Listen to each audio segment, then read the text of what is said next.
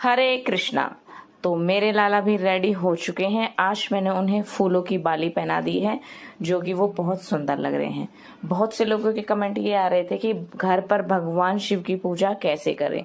तो आइए बताती हूँ। भगवान शिव की पूजा करना बहुत आसान है। अगर आप लोग मंदिर नहीं जा सकते हो तो आज आप लोग एक शिवलिंग ले लीजिए, कहीं से भी ले लीजिए। शिवलिंग हर जगह मिल जाते हैं। और मेरे जो शिवलिंग है वो नर्मदा नदी के शिवलिंग है।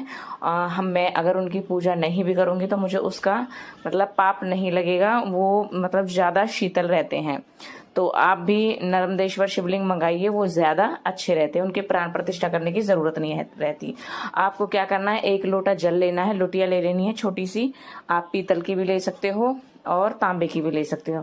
उसमें आपको काले तिल डालने हैं और थोड़े से चावल और थोड़ा सा मिश्री आप डाल दीजिए, मीठा डाल दीजिए या शक्कर डाल दीजिए, गुड़ डाल दीजिए। और भगवान शिव को डेली इसी तरीके से स्नान कराइए। अगर आपके पास बेलपत्र है तो आप बेलपत्र समर्पित कर दीजिए। जो भी आप भगवान शिव को समर्पित करना चाहते हो आप समर्पित कर सकते हो। भगवान शिव को एक तो लाल सिंदूर नहीं चढ़ता है और दूसरा केतकी का फूल नहीं चढ़ता है।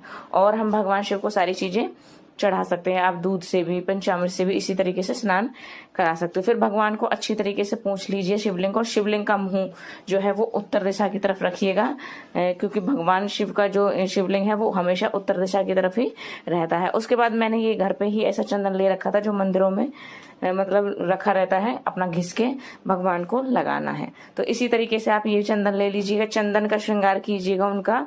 और उन्हें पुष्प जो भी आप समर्पित करना चाहते हो, चावलों से भी मनोकामना पूरी होती है, गेहूं से भी होती है, जौ से भी होती है, दालों से भी होती है। जो भी आपका मन करे आप खुश होकर भगवान शिव को चढ़ा दीजिए, वो उसी से ही प्रसन्न हो जाते हैं। वस्त्र स्वरूप आप कलावा समर्पित कर दीजिए। भगवान शिव की जो पूजा है बहुत सिंपल है।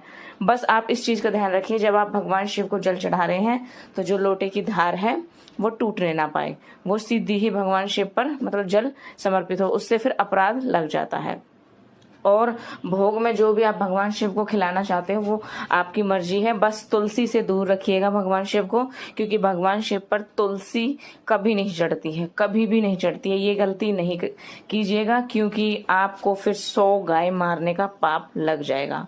और भगवान शिव को जब जल समर्पित करो तो काले तिल जरूर डालें। इसी तरीके से भगवान शिव की सरल पूजा विधि है, इसी तरीके से आपको पूजा करनी है। भगवान शिव उसी से ही प्रसन्न हो जाते हैं। और फिर मैंने अपने लाला का भी श्रृंगार कर दिया है, सबको टीका लगा दिया है। और ये जो थाली थी, ये पशुपतिनाथ का जो मैंने व्रत रखा है, उसी में ही सुबह पूजा करनी है थाली में, और उसी थाली में ही शाम को पूजा करनी है। और मैंने साथ में लगा लिया है टीका।